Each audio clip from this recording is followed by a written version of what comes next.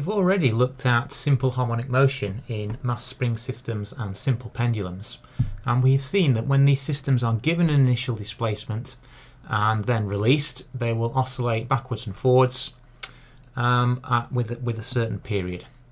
And what we would do is we would call these free oscillations. So we can define a free oscillation as being this: a system is given an initial displacement and it is released so that it will oscillate at its natural frequency. So all systems will have a natural frequency. If given an initial displacement and then just allowed to oscillate without any interference at all, they will oscillate backwards and forwards at a natural frequency. And we've looked at how we can determine that for both the simple pendulum and the mass spring system. In a true free oscillation, there is no energy transfer to or from the surroundings, so the amplitude of the motion then will remain constant if the oscillation is completely free. What we're going to look at today is forced oscillations. So we will see that a system can be forced to oscillate at any particular frequency by the application of a periodic driving force with that frequency. So what do we mean by a periodic driving force? Well, simply one for which the force varies sinusoidally with time. So we can see that here on this force time graph. If we apply a periodic driving force of exactly the same frequency as the natural frequency of the system that we're driving, then what will occur is what we call resonance. So resonance occurs when the frequency of the driving force, the frequency of the periodic driving force, is equal to the natural frequency of the driven system. And when that occurs, what we will get is a maximum energy transfer from the driver to the driven system. And that will cause a gradual increase in the amplitude of the driven system. Imagine here that we've got a child on a swing, and if we give that child an initial displacement and release them, they will oscillate backwards and forwards. Essentially, they will perform simple harmonic motion. They will swing from a position of maximum displacement through an equilibrium position at the center of the oscillation to a maximum displacement on the other side. Then they'll come back and they'll repeat that motion. We will have a series of oscillations. Now, obviously, if we just allow that to oscillate gradually, due to air resistance, we will see that system become damped. Basically, damping removes energy. If you've got resistive forces, damping will remove energy from the system and the amplitude will gradually die down. However, what we could do is keep giving the child a push and gradually build up the amplitude of those oscillations. Now, if we were going to give them a push, let's think whereabouts would we want to apply the force. What we would do is we would start pushing them as they actually arrive in this amplitude position here, and then we would continue, we would push harder and harder and harder, and our biggest push would actually be at the center of the oscillation here, and then we'd stop, reduce the size of the force, and we wouldn't want to apply any force then as they swung back towards us. So essentially, if we want to increase the amplitude of these oscillations, what we need to do is to make sure that the force we're applying is always in the same direction as the velocity. Clearly, if we start to apply a force to the right as the child swings to the left, then that would actually remove energy from the system. We'd apply a braking force. So since for the child on this swing here, we need to apply a periodic driving force that will reach its maximum size when the velocity of the child is a maximum in the middle of the oscillation. So for simple harmonic motion, the maximum speed is reached at the middle of the oscillation. What we want to do is provide, if we want to increase the amplitude of the oscillations, we want to provide a biggest push, a maximum force to the right when the child is moving to the right with the greatest velocity. And that will be at the center of the oscillation. So if we think about our periodic driving force that we're applying here to increase the amplitude of the oscillations, we want the maximum driving force to be when the displacement of the object performing simple harmonic motion that we're driving is actually zero. Okay, so there is a phase difference here between the driver and the driven system. The force here is maximum, and the frequency of the driving force is a maximum when the displacement of the driven system is actually zero. Now, if you look at these two graphs here, then what we've actually got is a phase difference of pi over 2 radians. So at resonance, the driver leads the driven system by pi over 2 radians. So what we have here is a resonance curve. So in this instance, what we're doing is we're using a driver to apply a periodic driving force of different frequencies to a driven system. So this could be a mass spring system, for example, and we could be using a vibration generator to apply a periodic driving force to that mass spring system, and by doing that we can force it to oscillate at any frequency. Now this is characteristic of resonance, because here what we see is if we apply a periodic driving force at a frequency that is much lower than the natural frequency, we have only very low amplitude oscillations. But as we increase the frequency of the driver and bring it closer to the natural frequency of the system, we can see the amplitude of the oscillation starts to increase. And at resonance, what we're doing is we're applying a periodic driving force at the same frequency as the natural frequency. We're then getting a maximum energy transfer and large amplitude oscillations. So we can say, again, at resonance, we have a periodic driving force. We're applying a periodic driving force of the same frequency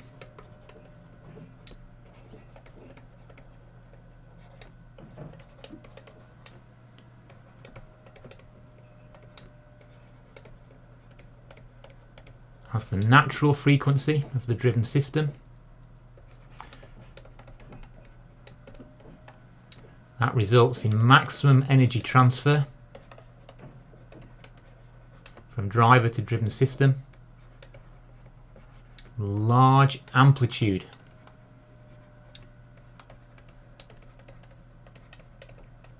oscillations will then result. And we see that here, this curve here is for light damping. So if this was a mass spring system being forced to oscillate just in air, what would happen is you'd get a curve that looked very similar to this. So you'd get very large amplitude oscillations. If, however, you did the same experiment with that mass being forced to oscillate through motor oil, so if you put it in a jar of motor oil and again applied a periodic driving force, you'd get much more heavy damping. Okay, the damping would be much heavier. The resistive forces that oppose the motion are much greater. So in that instance, all right, you're putting in energy during each cycle using your periodic driving force, but the resistive forces are also removing energy from that system, and that will limit the amplitude of the system as it moves further. You're doing more work against those resistive forces, and therefore eventually the energy that you're putting in by applying your periodic driving force during each cycle is also being removed by the damping forces, and so you reach a much smaller maximum amplitude. So resonance will reduce the amplitude. Damping will reduce the size of the amplitude at resonance, and it will also make this resonance peak less sharp. So we can say that damping, what will that effect of that damping be on resonance? Well, it reduces the amplitude at resonance. Also, the resonance peak becomes less sharp. So we need to know what is the effect of damping on this resonance curve. If you had no damping at all, if you could have a mass spring system oscillating in a vacuum, so there wasn't even any air resistance, then in theory what should happen is, because you're just putting in energy from the driver during each cycle, the amplitude of the oscillation should just gradually build up and become infinite. So if you'd got no damping at all, that graph basically would just continue going up and the amplitude would just get bigger and bigger indefinitely. So that would be with no damping at all. Our amplitude would just keep on getting higher and higher and higher as we put more and more and more energy into the system. So here we have a mass spring system which is lightly damped with air resistance, and if we set it oscillating we can see and measure its period of the free oscillation, which is about 0.72 Hz, a natural frequency of about 1.38 Hz.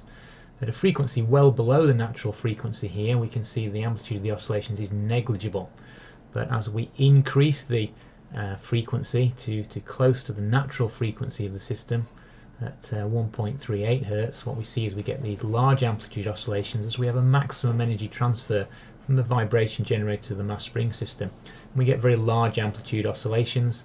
Eventually the mass spring system begins to swing uncontrollably, at which point the oscillations then are no longer simple harmonic. In this system we have an air track glider tethered between two sets of springs, and again we can set it off into a free oscillation, and it will oscillate backwards and forwards with a natural frequency of about 0.775 Hz. If we try to make it oscillate at a frequency below that natural frequency, we can see the amplitude of the oscillations is negligible. But as we increase the frequency close to the natural frequency of the system, we can see we get large amplitude oscillations, or certainly larger amplitude oscillations, as we're now getting a maximum energy transfer from our vibration generator to our glider. In this case the amplitude isn't going to build up quite so much because we've got more friction here. So you can see there the amount of energy we're putting in during each cycle is from the vibration generator is really quite small, and as we've got frictional forces here present, eventually you're removing the same amount of energy through friction and air resistance as you're actually putting in using the vibration generator. And again we can see as we move beyond the natural frequency the amplitude of the oscillations will decrease. Okay, what we have here is a displacement time graph for an object performing simple harmonic motion with no damping at all. So we can see the amplitude of the motion is staying constant, it's performing a free oscillation, there's no driving force at all here. What about if this system was damped? So how would damping affect this system? Remember, damping forces are forces that oppose the motion of the simple harmonic motion. So this could be, for example, a mass spring system oscillating in air. You would have air resistance, which would be a force that opposes the motion, and that would lightly damp the system. You would gradually reduce the energy of the system, and that would affect the amplitude over time. So could we add that to this graph here? So as it oscillated here, what would happen gradually? You remove energy, and that will reduce the amplitude of the system. So if we were asked to add to this graph what it would look like with light damping, I'll do that here in a blue line. What would happen with light damping on each subsequent half oscillation, the amplitude will drop by about the same proportion each time. So we need to show that here. But importantly, we know for simple harmonic motion that the period will be unaffected.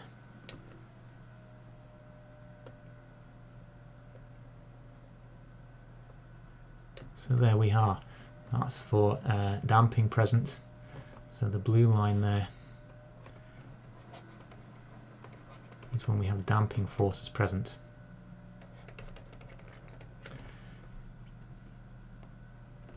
So the period of the oscillations is not affected by the amplitude of the oscillations for simple harmonic motion, and therefore we will see that although the amplitude will drop during each cycle, as we remove energy from the system with those damping forces, the period is unaffected. And it's important that if we're ever asked to draw that, we keep the period of oscillations the same.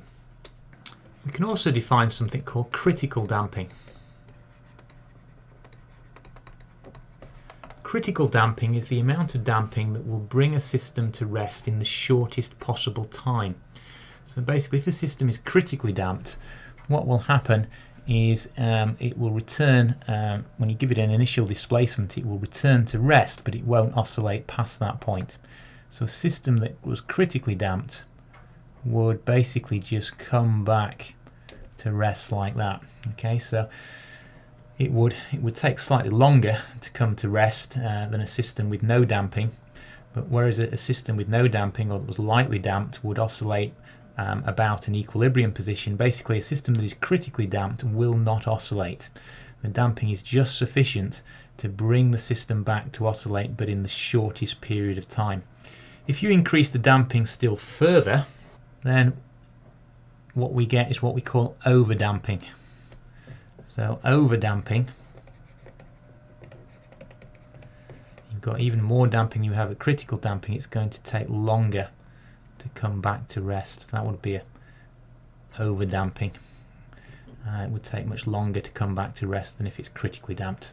So here we have a past examination question, and essentially we have a mass spring system. But in this case, the mass spring system is suspended from a support rod, which we're going to oscillate. And as the support rod oscillates vertically, it will cause the mass to perform forced oscillations. So here the support rod is going to provide the periodic driving force that is going to cause the mass spring system to oscillate at a particular frequency. Explain in your answer what is meant by forced vibrations and resonance. You should refer to the frequency, amplitude and phase of the vibrations. So basically the support rod is applying the periodic driving force and is causing the mass to oscillate at the same frequency as the rod. And that really is what we mean by a forced oscillation. At resonance, what we know is that the frequency of the support rod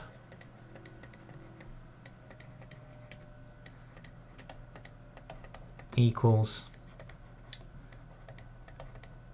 the natural frequency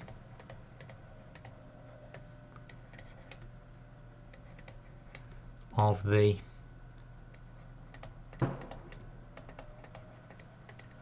mass spring system. The result of that is that we're going to get a maximum energy transfer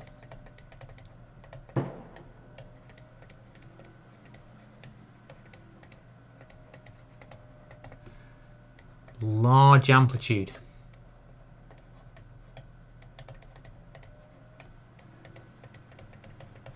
oscillations occur.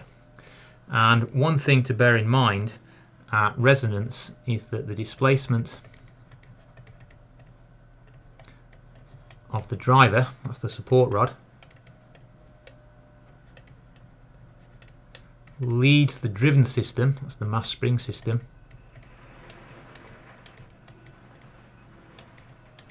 by pi over 2 radians. If you remember earlier, we looked at that from the point of view of the child on the swing, and we saw that in order to build up the oscillations, we needed the force always to be in the same direction as the velocity of the driven system. When it's not when it's performing forced oscillations, but it's not near resonance, okay, so the frequency of the driver is well away from the natural frequency, but we're still performing forced vibrations. In that case, the amplitude will be really small. But basically at resonance, the amplitude will build up. We're getting a maximum energy transfer from the driver to the driven system, causing a big increase in the amplitude. But to do that, the frequency of the support rod will have to equal the natural frequency of the driven system, the mass spring system in this case, and the displacement of that driver will always lead the displacement of the driven system by pi over 2 radians at resonance. We've got a second part to this question. A simple pendulum is set up by suspending a light paper cone, acting as the pendulum bob, okay, on the end of a length of thin thread. A metal ring may be placed over the cone to increase the mass of the bob as shown. The bob is displaced and released so that it will oscillate in a vertical plane. Okay, fair enough. The oscillations are subject to damping. Are the oscillations of the pendulum more heavily damped when the cone oscillates with the metal ring on it? When it oscillates without the ring, or does the presence of the pendulum have no effect on the damping of the oscillations? Well, the answer to this one must be that it's going to be more heavily damped here without the ring. The reason for that is the dimensions of the cone haven't changed, so the size of air resistance will be the same whether you've got the ring there or not. But with the ring, it's going to have more weight, so assuming that the initial amplitude is the same, it will have more kinetic energy at the centre of the oscillation. Air resistance is the same in both cases, So it's going to, so the resistive forces are the same. It's going to take longer for that air resistance to bring it to rest if it's heavier and it's got more kinetic energy than it will do if it's lighter and it's got less kinetic energy at the centre. So as I say, if the amplitude is the same initially, kinetic energy is half mv squared. The smaller mass, when it's not got the ring on, means it will have less kinetic energy. Less kinetic energy to remove by damping means that you'll be able to bring it to rest much sooner.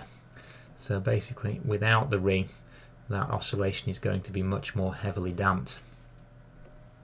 Explain. So there we are.